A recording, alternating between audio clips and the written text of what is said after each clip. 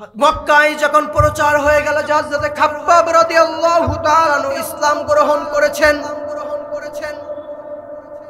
মক্কায় অলিতে গলিতে প্রচার হয়ে গেল যে হযরত খাব্বাব ইসলাম গ্রহণ করেছেন। মক্কার লোকেরা সর্বপ্রথম হযরত খাব্বাব রাদিয়াল্লাহু তাআলা আনহুর কাছে এসে বলল, হে খাব্বাব, আমরা শুনেছি তুমি নাকি ইসলাম গ্রহণ করেছো। হযরত খাব্বাব রাদিয়াল্লাহু তাআলা আনহু দৃঢ় চিত্তকণ্ঠে বললেন, হ্যাঁ আমি সত্য ধর্ম ইসলাম গ্রহণ করেছি। তারা বলল, ইয়া খাব্বাব, তুমি যদি এখন ইসলাম ত্যাগ না করো তাহলে আমরা তোমাকে অত্যাচার করব, নির্যাতন করব, এভাবে ভয় দেখালো। আবার বলল, খাব্বাব তুমি যদি ইসলাম ত্যাগ করো তোমাকে এত টাকা দেব, এত নারী দেব। কিন্তু হযরত খাব্বাব রাদিয়াল্লাহু তাআলা আনহু বললেন, তোমরা যদি আমাকে গোটা দুনিয়ার বাদশাহ বানায়া দাও তবু আমি ইসলাম ত্যাগ করব না। হযরত খাব্বাব রাদিয়াল্লাহু তাআলা আনহু ছিল পেশায় কামার। দেখেন একজন সাধারণ কামার, তার ঈমানটা দেখেন কত মজবুত। ওই সময় যুদ্ধ হতো, যুদ্ধের ঢাল তলোয়ার এইগুলা বল্লম নির্মাণ বানাতো হযরত খাব্বাব। সেজন্য পেশায় ছিল কি কামার।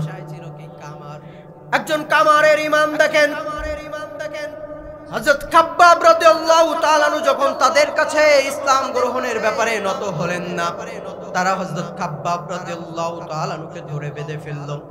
ওই যে কামার কয়লা গরম করে দেখেন না, জ্বলন্ত কয়লা, মরুভূমির বালুকণা, উত্তপ্ত পাথর, তাহার ভিতর হযরত খাব্বাব রাদিয়াল্লাহু তাআলা আনহুকে ধরে নিয়ে ওই যে জ্বলন্ত অগ্নি কয়লাগুলো বিছায়া দিল এবং হযরত খাব্বাব রাদিয়াল্লাহু তাআলা আনহুকে ওই জ্বলন্ত অগ্নি কয়লার উপরে শুয়ে দিল। হযরত খাব্বাব রাদিয়াল্লাহু তাআলা আনহুকে ওই জ্বলন্ত অগ্নি কয়লার উপরে তারা শুয়ে দিল, যাতে নড়াচড়া করতে না পারে। সেই জন্য তারা হযরত খাব্বাবের দুই হাত দুই পাশে বেঁধে দিল, দুই পা দুই পাশে বেঁধে দিল। তারপরে ওই মক্কার নিষ্ঠুর কাফেরেরা ওই জ্বলন্ত অগ্নি কয়লার উপর হযরত খাব্বাবকে শোয়া দিয়ে বড় বড় পাথরগুলো হযরত খাব্বাবের বুকের উপরে চাপা দিয়েছিল, যারা হযরত খাব্বাব মোটেই নড়াচড়া করতে না পারে। জ্বলন্ত অগ্নি কয়লা তল থেকে এমন ভাবে তাপ দিচ্ছে, আবার বুকের পরে বড় পাথর চাপা, আবার সূর্য, মরুভূমির উত্তপ্ত বালুকণা। যন্ত্রণায় চিৎকারে হযরত খাব্বাব একবারও অন্য কিছু বলে চিৎকার করে নাই। হযরত খাব্বাবের জবানে একটাই শব্দ ছিল, লা ইলাহা ইল্লাল্লাহু মুহাম্মাদুর রাসূলুল্লাহ। ইন্নাল হামদালিল্লাহ আলহামদুলিল্লাহিল আকরামাল্লাযী খালাকাল ইনসান ওয়া কাররামা ওয়া আল্লামাহু মিনাল বায়ানি মা লাম ইয়ালাম ফাসুবহানাল্লাযী লা ইহসা ইমতিনানুহু بالإحسان ولا بالقلم نشهد أن لا إله إلا الله وحده لا شريك له ونشهد أن سيدنا ومولانا محمد عبده ورسوله أما بعد فأعوذ بالله من الشيطان الرجيم بسم الله الرحمن الرحيم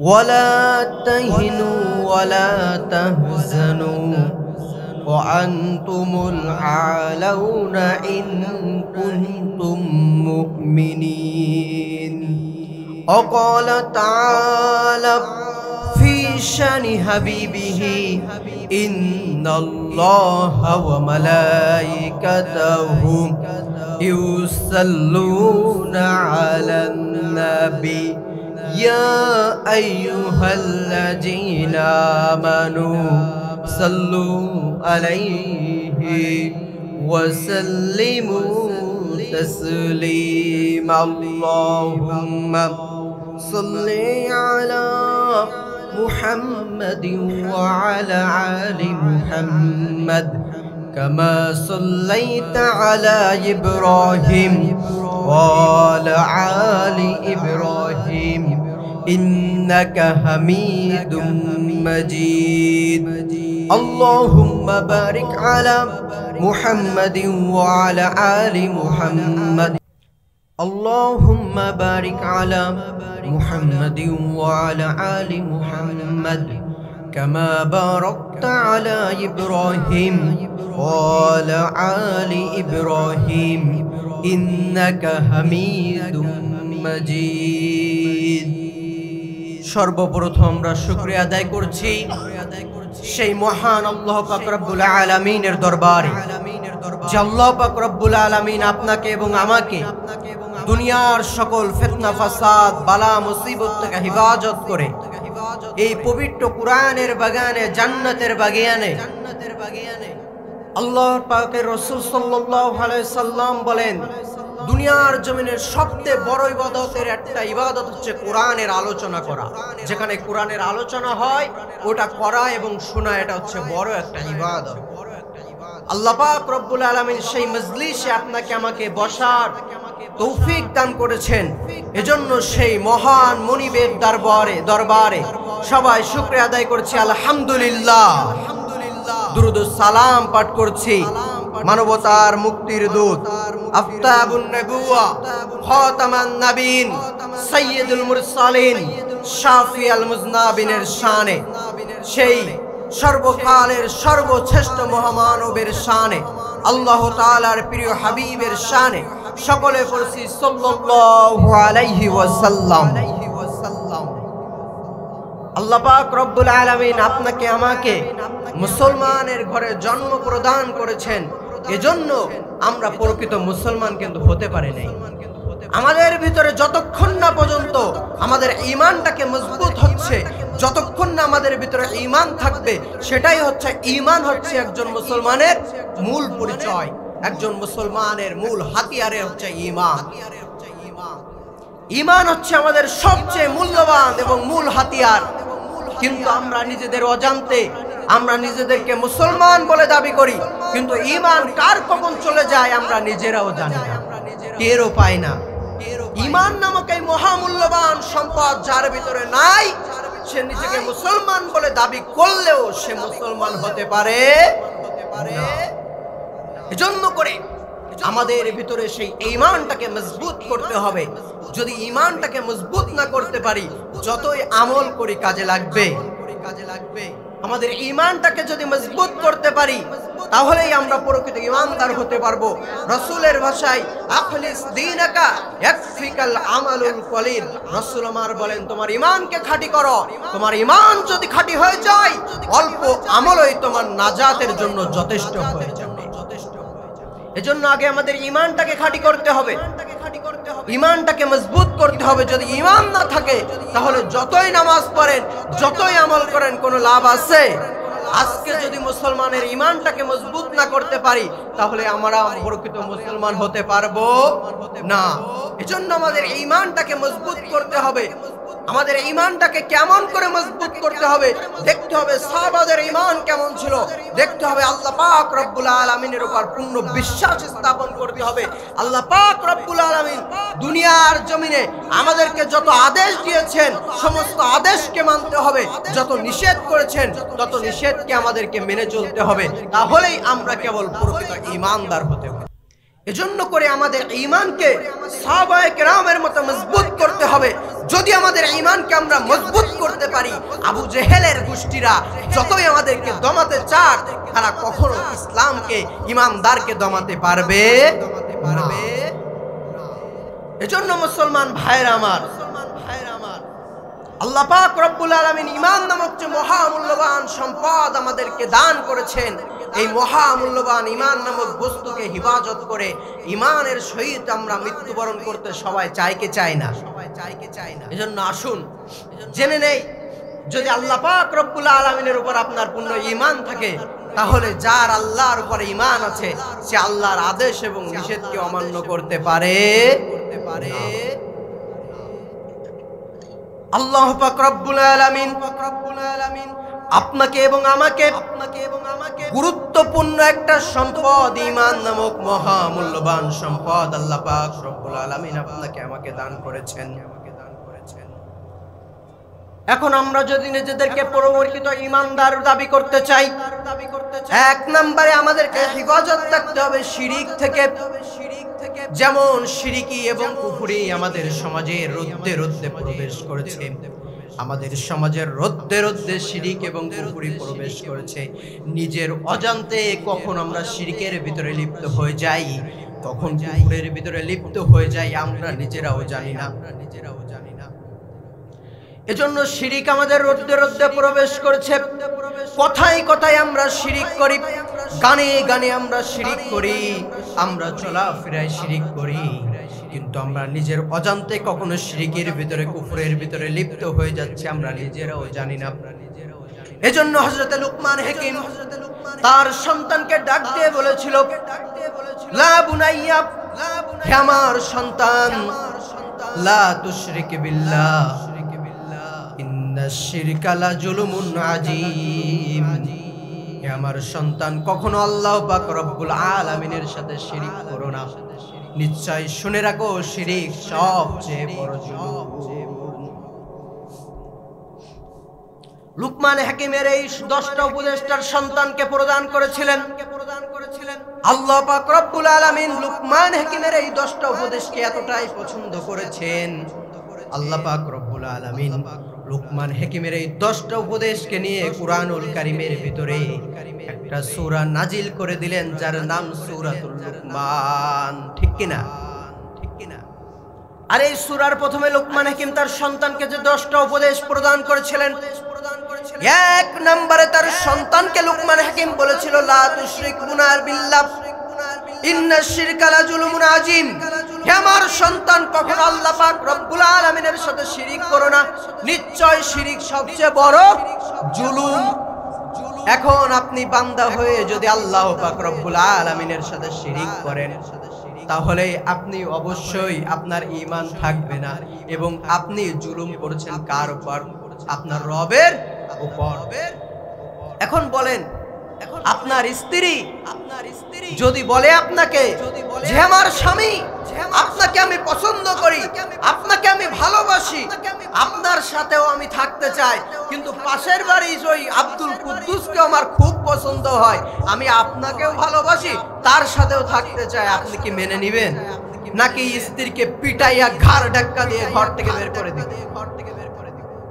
তা আপনি যদি স্বামীর এই অধিকারটুকু নষ্ট করতে চান, রব্বে কারীম মহান আল্লাহ পাক রব্বুল আলামিন, যিনি আপনাকে সৃষ্টি করেছেন, যিনি আপনার মালিক, যিনি আপনাকে খাওয়ান, রিজিক দেন, সবকিছু করেন, যে আল্লাহ পাক রব্বুল আলামিন এত কিছু আপনাকে দিলেন, তিনি আহকামুল হাকিমিন, রব্বে কারীম মহান আল্লাহ পাক রব্বুল আলামিনের সাথে যদি আপনি কাউকে শরীক করেন, আল্লাহ ক্ষমতাধর, মহা ক্ষমতাশালী, আপনি গোলাম, আমি গোলাম, আমার বাবা ছিল গোলাম, দাদা গোলাম, আমরা কার গোলাম? তাহলে সেই আল্লাহ পাক রব্বুল আলামিনের সাথে যদি আমরা শিরিক করি, সে আল্লাহ পাক রব্বুল আলামিন কেমনে আপনাকে আমাকে সহ্য? এজন্য শিরিক করা যাবে না। আমরা কথায় কথায় শিরিক আছে না নাই? আমরা কথায় কথায় বলি অমুক ডাক্তার আমার রোগ সারিয়ে দিয়েছে, অমুক কবিরাজ আমার রোগ সারিয়ে দিয়েছে, আছে না নাই? কিন্তু আপনার বলা উচিত ছিল অমুক ডাক্তারের ওসিলায়, অমুক কবিরাজের ওসিলায় আল্লাহ পাক রব্বুল আলামিন আমাকে অমুক রোগ থেকে শিফা দান করেছেন। কিন্তু আপনি এখানেও ভুল করলেন, আপনি বললেন অমুক ডাক্তার আমার রোগ সারিয়ে দিয়েছে, অমুক কবিরাজ আমার রোগ সারিয়ে দিয়েছে। শিরিক হচ্ছে কি হচ্ছে না? আপনি মাজারে যাচ্ছেন, পীরের কবরে যাচ্ছেন, যে পীরের কাছে বাচ্চা যাচ্ছেন যে বাবা আমার ছেলে হয় না, আমাকে ছেলে দাও, আপনি পীরের পায়ে সিজদা দিচ্ছেন, আপনি মাজারে সিজদা দিচ্ছেন, সেটা শিরিক আছে না নাই? বর্তমান অধিকাংশ মাজারগুলো শিরিকের আড্ডাখানা। এখন এই শিরিক আপনার আমার রোদ্দে রোদ্দে প্রবেশ করেছে। এই শিরিককে যদি আমরা বিদায় না করতে পারি তাহলে আমাদের ঈমানকে খাঁটি করা সম্ভব নয়। এজন্য আমাদের এই শিরিক থেকে সাবধান হতে হবে, সতর্ক থাকতে হবে। সিজদা দেব একজনের, তিনি কে? নবী মুহাম্মদুর রাসূলুল্লাহ সাল্লাল্লাহু আলাইহি ওয়াসাল্লাম। আল্লাহর পরে কার স্থান? নবী মুহাম্মদুর রাসূলুল্লাহ না? তো মুহাম্মদুর রাসূলুল্লাহ সাল্লাল্লাহু আলাইহি ওয়াসাল্লামকে পর্যন্ত সিজদা দেওয়া জায়েজ নাই। রাসূল আমার বলেন, যদি আল্লাহ ছাড়া কাউকে সিজদা দেওয়া জায়েজ হতো, আমি স্ত্রীদেরকে আদেশ করতাম তারা যেন তাদের স্বামীকে সিজদা দেয়। আর আপনি মাজারে যে সিজদা দেন, বলেন আমার বাবা আমার জান্নাতে নিয়ে যাবে। আপনি পীরের নামে মান্নত করেন, মাজারে মৃত্যু ব্যক্তির নামে মান্নত করেন। আপনি যে সেখানে যে রান্না বাড়া করেন, আবার শিরিক করেন। যেমন আমাদের কিশাবপুরের ভিতরে সবচেয়ে বড় শিরিকের আড্ডাখানা হচ্ছে মান্দারটাঙ্গি। কথা বলেন, যারা গিয়েছেন এখনো তওবা করেন। যদিও আমার রব বলেন শিরিকের গুনাহ আমি ক্ষমা করি না, কিন্তু আল্লাহ পাক রব্বুল আলামিন আবার বলেন আমি দয়াশীল ক্ষমাশীল। সুতরাং আপনার ঈমানটাকে মজবুত করতে এখনো সময় আছে, তওবা করেন, আল্লাহর কাছে মাপ চান, আমার আল্লাহ মাফ করে দিবেন। এজন্য শিরকের ভিতরে যাওয়া যাবে না। যদি আপনার সন্তানের প্রয়োজন হয়, কোনো কিছুর প্রয়োজন হয়, আমরা চাইবো একজনের কাছে, চিল্লাই বলেন তিনি কে? এজন্য সন্তানের প্রয়োজন হইলে, কোনো কিছুর প্রয়োজন হইলে কোনো পীর বাবার কাছে না, কোনো মাজারে না, আমরা একজনের কাছে চাইবো, তিনি কে? যার কাছে চাইতে গেলে কোনো ঘুষ লাগে না, কোনো সুদ লাগে না, বরং আমার আল্লাহ বলেন আমার বান্দা যত আমার কাছে চাই, আমি আমার বান্দার উপরে তত বেশি সন্তুষ্ট হয়ে যাই। আমরা শিরকের ভিতরে লিপ্ত হয়ে গিয়েছি, কুফরের ভিতরে লিপ্ত হয়ে গিয়েছি। আমরা কেমন ইমানদার! আমরা নিজেদেরকে বড় ইমানদার দাবি করি, আবার 5 টাকার চায়ের কাছে বিক্রি হয়ে যাই। আমরা নিজেদেরকে বড় ইমানদার দাবি করি, আবার টাকার কাছে বিক্রি হয়ে যাই, পানের কাছে বিক্রি হয়ে যাই, চায়ের কাছে বিক্রি হয়ে যাই। আমরা আল্লাহ পাক রব্বুল আলামিনকে কতটা অনুগত করি। আমরা যদি প্রকৃত ইমানদার হতে চাই, আল্লাহ পাক রব্বুল আলামিন আমাদেরকে জানিয়ে দিলেন, আমানতু বিল্লাহি ওয়া মালাইকাতিহি ওয়া কুতুবিহি ওয়া রাসূলিহি ওয়াল ইয়াউমিল আখির ওয়াল কদরি খায়রিহি ওয়া শাররিহি মিনাল্লাহি তাআলা ওয়াল বা'সি বা'দাল মাউত। ঈমানি মুজমালের ভিতর আল্লাহ পাক রব্বুল আলামিন নের প্রতি ঈমান আনার কথা বলা হয়েছে, তার সমস্ত সিফাতের উপর ঈমান আনার কথা বলা হয়েছে, রাসূলগণের উপর ঈমান আনার কথা বলা হয়েছে, ফেরেশতাগণের উপর, কিয়ামতের দিনের উপর, কিয়ামতের দিবসের উপর। 1 নম্বরে আমানতু বিল্লাহ, আমি প্রথমে ঈমান আনিলাম কার উপর? সর্বশক্তিমান ক্ষমতাধর মহান আল্লাহ পাক রব্বুল আলামিনের উপর। কোন সন্দেহ আছে যে আমার আল্লাহ এক? কোন সন্দেহ আছে আমার আল্লাহ এক?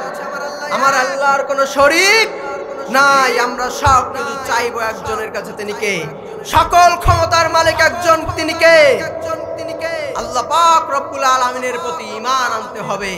আল্লাহ পাক রব্বুল আলামিন সকল ক্ষমতার মালিক, সকল ক্ষমতার উৎস একমাত্র আল্লাহ পাক রব্বুল আলামিন। এই বিশ্বাস আপনার মধ্যে স্থাপন করলে হবে না।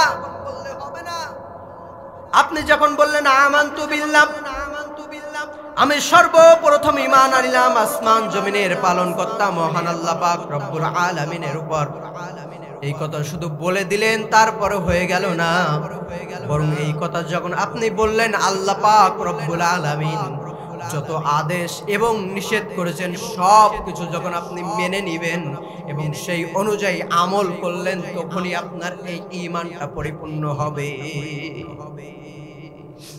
অনেকের মধ্যে সন্দেহ থাকতে পারে যে আল্লাহ পাক রব্বুল আলামিন এক, এই কথা আমি কেমন করে বিশ্বাস করব? মক্কার কাফেররা রাসূলুল্লাহ সাল্লাল্লাহু আলাইহি ওয়াসাল্লামকে প্রশ্ন করেছিল, ইয়া মুহাম্মদ, তোমার আল্লাহর পরিচয় কি? তোমার আল্লাহর কি কোনো সন্তান আছে? তোমার আল্লাহ কি কাউকে জন্ম দিয়েছে? তোমার আল্লাহ কি আহার করেন? তোমরা আর আল্লাহকে নির্যাতন, এই চিন্তা কারোর ভিতরে আসে কি আসে না? কিন্তু এই চিন্তা যার ভিতরে আসে, মনে করতে হবে ইমানের দুর্বলতা আছে। আমার আল্লাহ যে এক, এতে কোনো সন্দেহ নাই। কিন্তু মক্কার কাফেরদের উত্তরে রাসূলুল্লাহ সাল্লাল্লাহু আলাইহি ওয়াসাল্লাম যখন জবানটা চুপ হয়ে গেলেন, আমার রাসূল চিন্তায় পড়ে গেলেন। এমন সময় আল্লাহ পাক রব্বুল আলামিন হযরত জিবরাইল আলাইহিস সালামকে পাঠিয়ে দিলেন।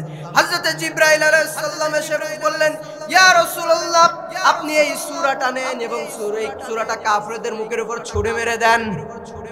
সূরাটা হচ্ছে ছোট্ট সূরা, আমরা সবাই পারি, কুল হু আল্লাহু আহাদ আল্লাহুস সামাদ। আল্লাহ পাক রব্বুল আলামিন এই সূরাতুল ইখলাসের ভিতরে তার পূর্ণ পরিচয় তুলে ধরলেন। এই ছোট্ট সূরার ভিতরে আল্লাহ পাক রব্বুল আলামিন তার পূর্ণ পরিচয় দিয়ে দিলেন। কুল হু আল্লাহু আহাদ, বলুন আমি আল্লাহ এক, আমার কোনো শরীক নাই, আমি কাউকে জন্ম দেইনি, আমাকেও কেউ জন্ম দেয়নি। আল্লাহ পাক রব্বুল আলামিন এই সূরা ইখলাসের ভিতরে পূর্ণ পরিচয় দিয়ে দিলেন। এখান থেকে আপনারা ঈমানটাকে মজবুত করতে হবে যে আমার আল্লাহ ছাড়া কোনো ইলাহা নাই, আমার আল্লাহকেও কেউ জন্ম দেয়নি, আমার আল্লাহকেও কেউ জন্ম দেয়নি, আমার আল্লাহর কোনো সন্তান না। এখান থেকে খ্রিস্টানদের প্রশ্নের উত্তর, তারা বললে ঈসা মসিহ আল্লাহর পুত্র, আর আমার আল্লাহ বলেন আমি কাউকে জন্ম দেয়নি। সুতরাং ঈসা মসিহ হযরত ঈসা আলাইহিস সালাম তিনিও অন্য আমাদের সবার মতো আশরাফুল মাখলুকাত মানুষ, তিনি আল্লাহর সন্তান নয়, তিনিও নবী, তিনি আবারও আসবেন মুহাম্মাদুর রাসূলুল্লাহর উম্মত হয়ে, এসে দাজ্জালকে ধ্বংস করে দিবেন এবং গোটা দুনিয়ায় ইসলামের পতাকা, কালিমার পতাকা আবার উড়াবেন হযরত ঈসা ইবনে মারইয়াম। হযরত ঈসা আলাইহিস সালাম আল্লাহর কুদরত, তিনিও আল্লাহর নবী, তিনিও আল্লাহর বান্দা, তিনি আল্লাহর সন্তান নয়। কারণ এই সূরা ইখলাসের ভিতরে আমার আল্লাহ বলে দিলেন আমি কাউকে জন্ম দেইনি।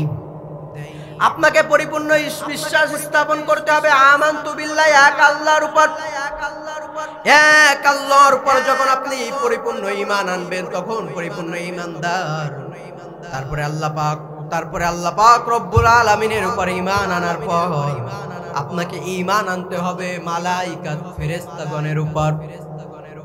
আপনাকে বিশ্বাস স্থাপন করতে হবে ফেরেশতারাও অবশ্যই আছে, তারা আমাদের আমলনামা লিখছে। আমার দুই কাঁধে মুনকার নাকির আছে, আমাকে কবরে যাওয়ার পরে ফেরেশতারা আসবে, প্রশ্ন করবে। এই বিশ্বাস আপনার ভিতরে পরিপূর্ণ স্থাপন করতে হবে, তাহলেই আপনি প্রকৃত ঈমানদার হতে পারবেন।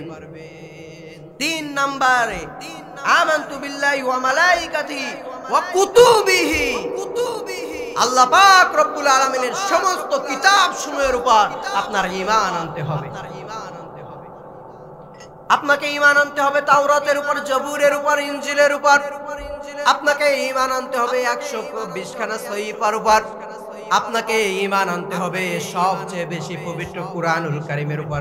কারণ আল্লাহ পাক রব্বুল আলামিন কুরআনুল কারীম নাজিল করে দিয়ে তাওরাত, জবুর, ইনজিল এবং সমস্ত কিতাবকে বাতিল করে দিয়েছেন।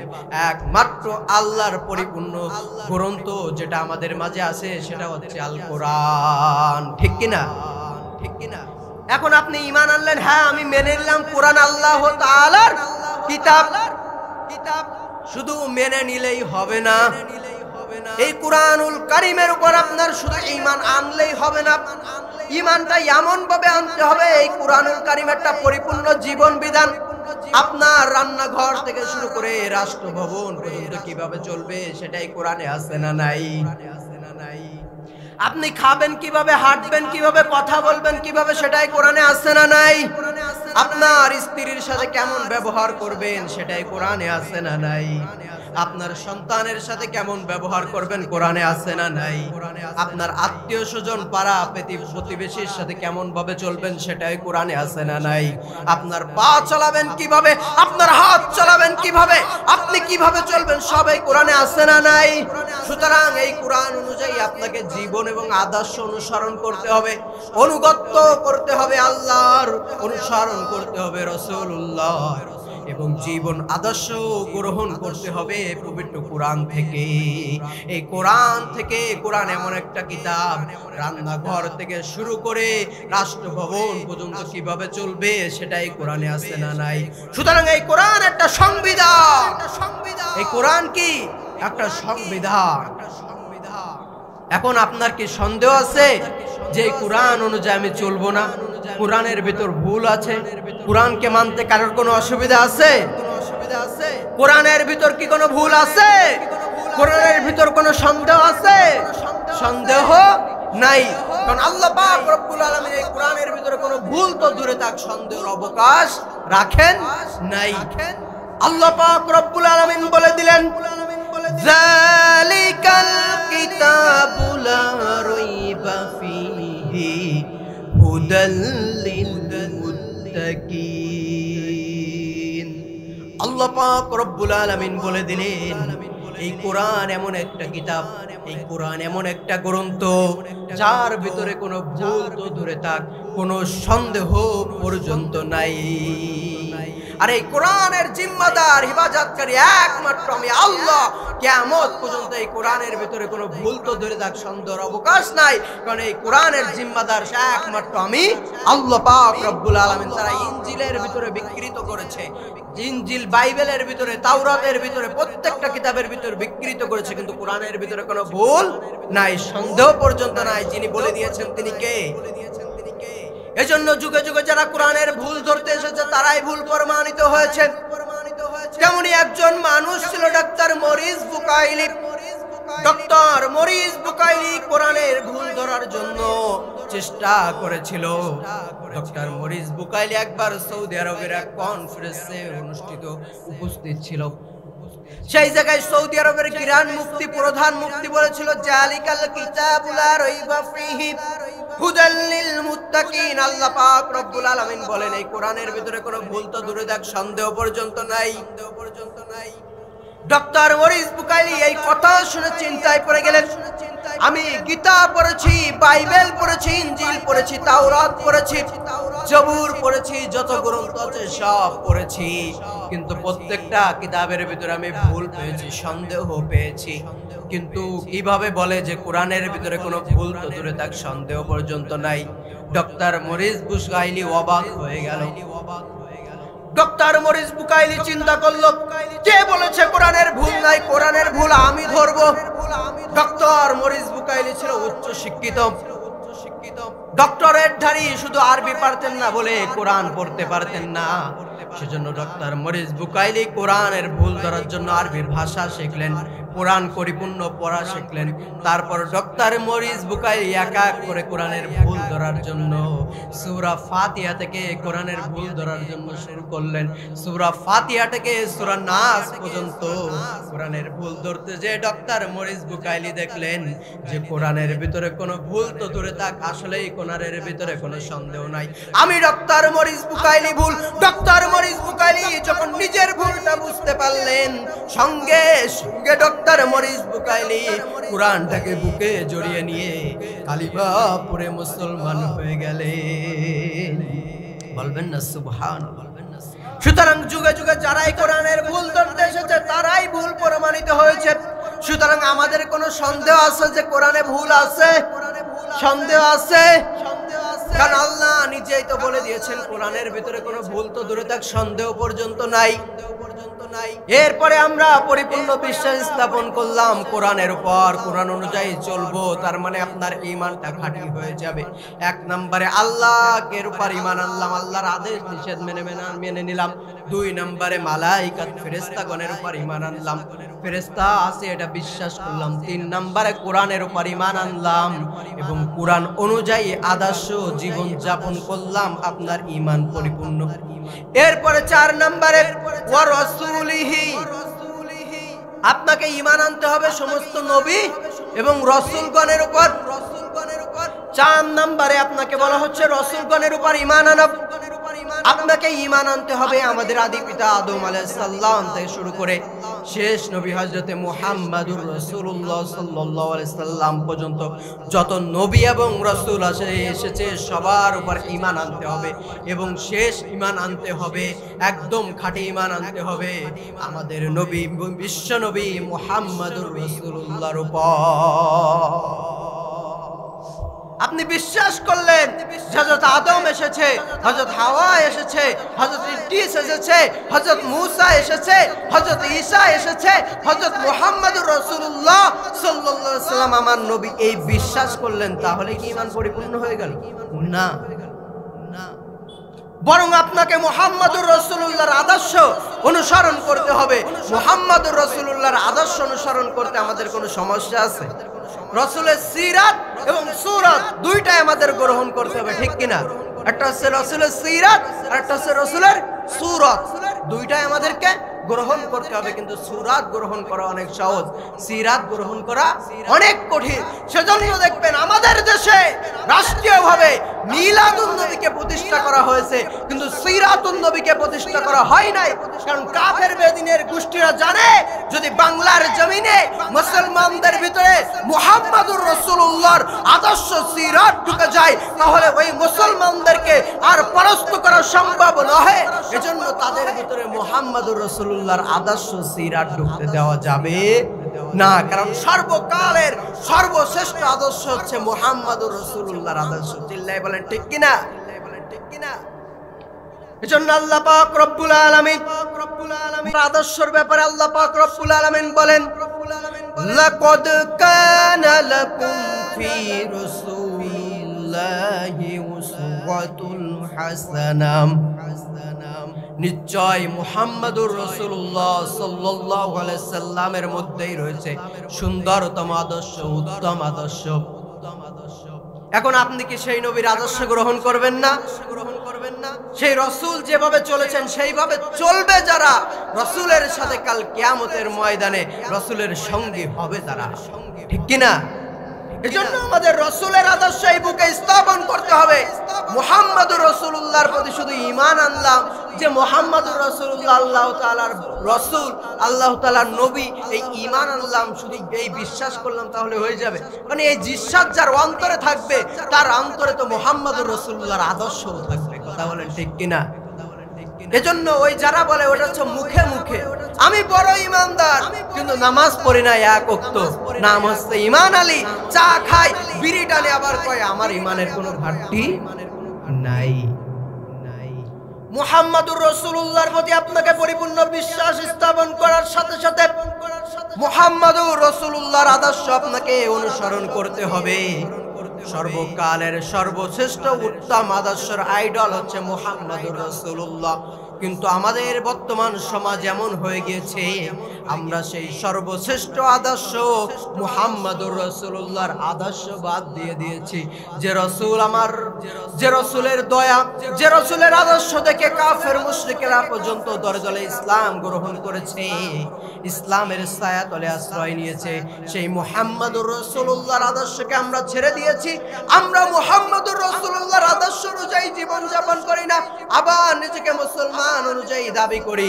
আমরা আদর্শ অনুসরণ করি সালমান খানের, আমরা আদর্শ অনুসরণ করি শাহরুখ খানের, আমরা আদর্শ অনুসরণ করি মেসির, আমরা আদর্শ অনুসরণ করি নেইমারের, আবার বলি আমি টাটকা মুসলমান। আপনি মুসলমান হতে পারেন নাই, পেরেছেন? বলেন পেরেছেন? আপনার ভিতরে না যতক্ষণ না পর্যন্ত সর্বকালের সর্বশ্রেষ্ঠ মহামানব, আমরা কথা বলছিলাম সর্বশ্রেষ্ঠ আদর্শ মুহাম্মদুর রাসূলুল্লাহ সাল্লাল্লাহু আলাইহি ওয়াসাল্লামের আদর্শ নিয়ে। এজন্য আমাদের ভিতরে মুহাম্মদুর রাসূলুল্লাহর আদর্শ স্থাপন করতে হবে, তাহলেই আমরা প্রকৃত ঈমানদার হতে পারবো, প্রকৃত মুসলিম হতে পারবো।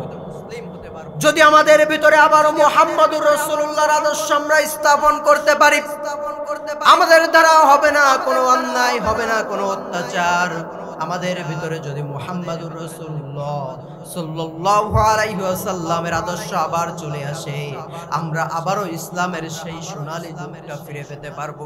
মুহাম্মদুর রাসূলুল্লাহ সাল্লাল্লাহু আলাইহি ওয়াসাল্লামের আদর্শ গ্রহণ করার কারণে জাহেলিয়াতের যুগের মানুষগুলা যদি একটা হযরত আবু বকর, হযরত ওমর, হযরত উসমান, আলীর মতো ব্যক্তিতে পরিণত হতে পারে, তেমনি আমরা যদি আবারও মুহাম্মদুর রাসূলুল্লাহ সাল্লাল্লাহু আলাইহি ওয়াসাল্লামের আদর্শ গ্রহণ করতে পারি, আবারও আমাদের ভিতরে হযরত উমরের ভিতরে মতো, হযরত উসমানের মতো, হযরত আলীর মতো ব্যক্তিরা গড়ে উঠবে।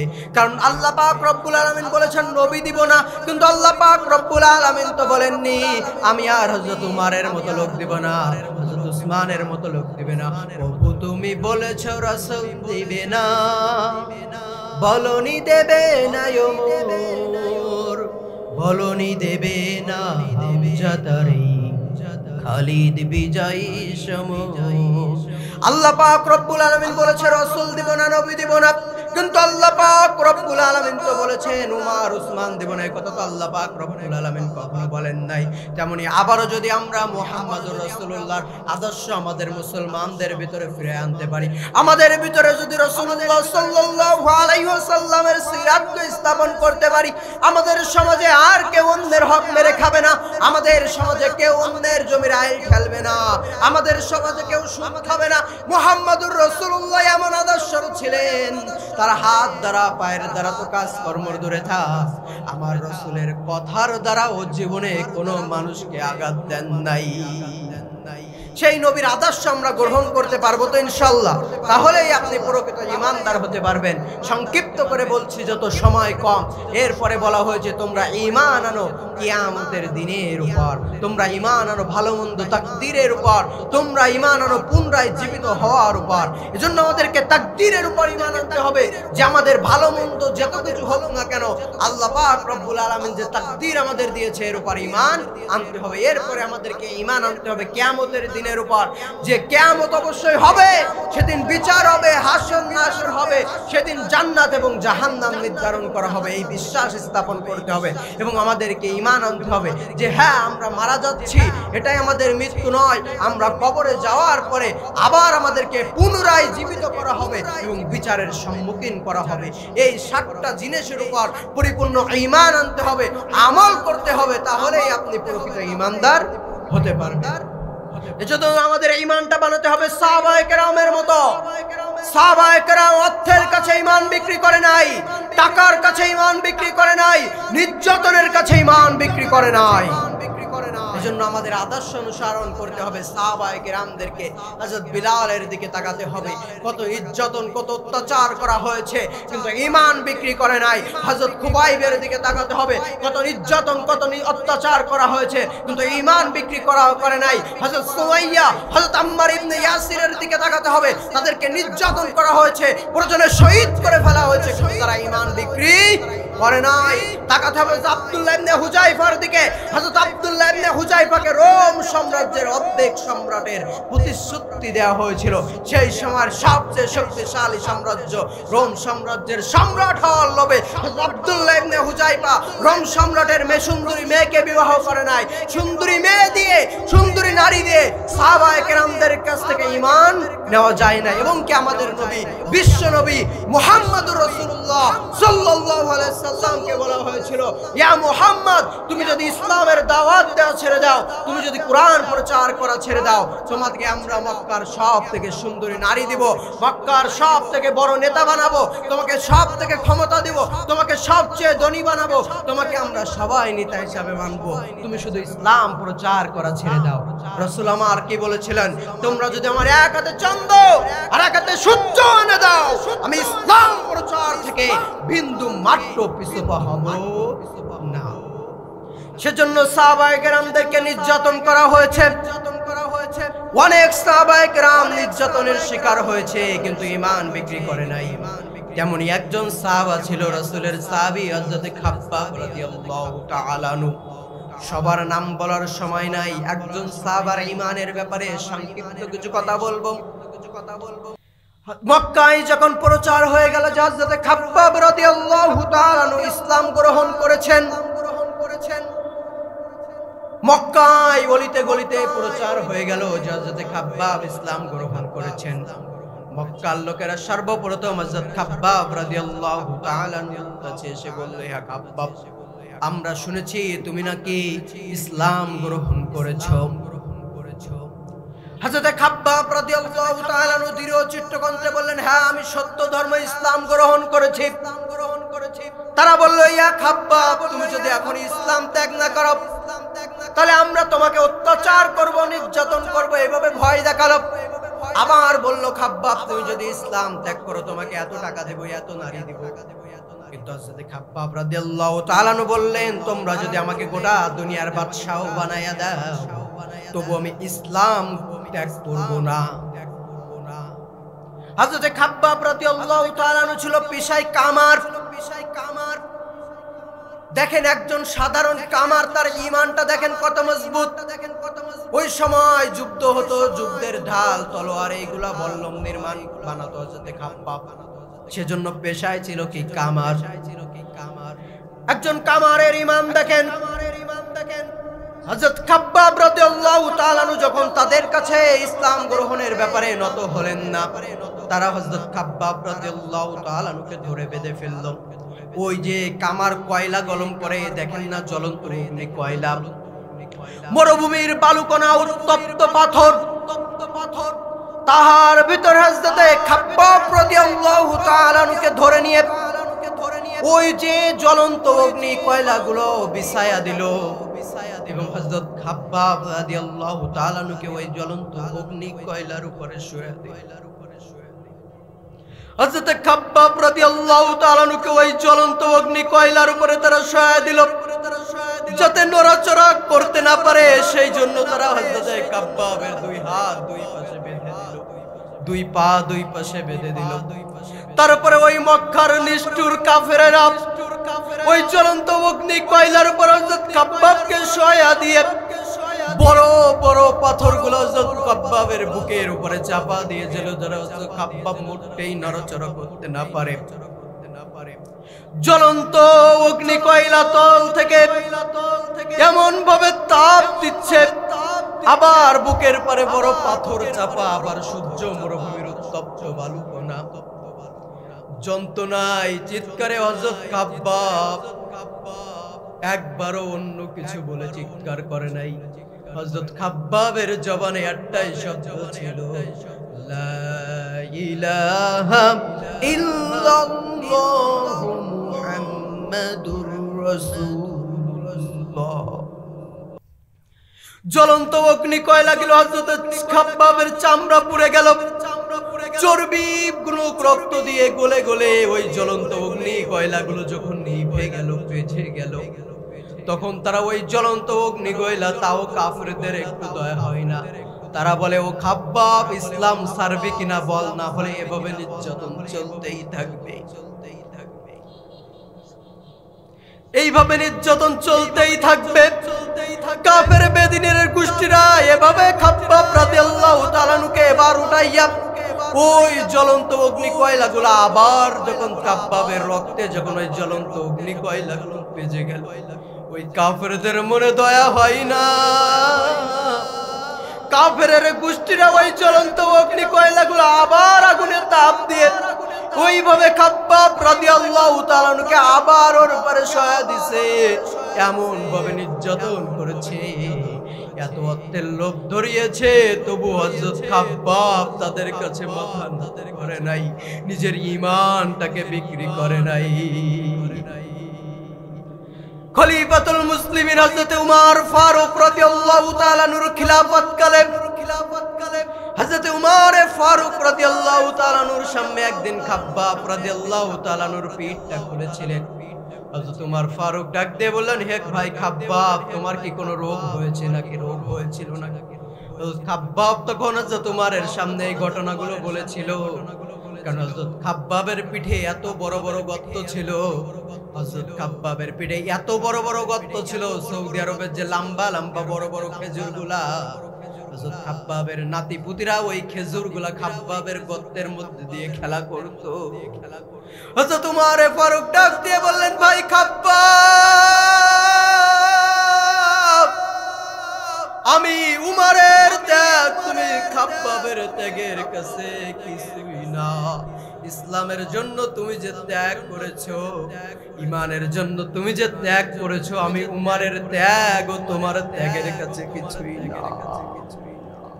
কোন উমর বলছে রাসূল আমার বলেন আমার পরে যদি কেউ নবী হতো তো সে উমর।